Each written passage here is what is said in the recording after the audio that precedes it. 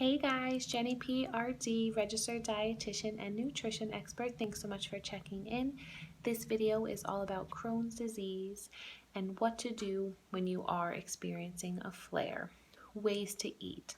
So it's recommended that you eat 4 to 6 meals a day, that you drink enough liquid to make sure that your urine is light in yellow color to clear, that you include broth, tomato juice, as well as water to make sure you stay hydrated.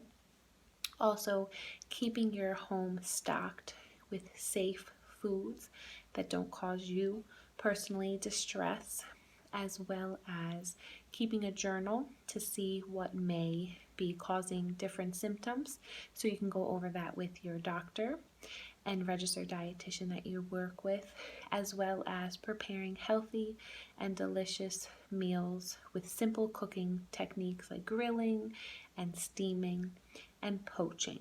So poaching some eggs, grilling up some meats like fish and chicken, as well as steaming vegetables. So hopefully these tips are helpful. Thanks so much for watching. Quick shout out to my Fat to Fit weight loss group on Facebook. Don't forget to subscribe and give me a thumbs up and let me know any different nutrition topics you want to learn about. Stay tuned for more videos.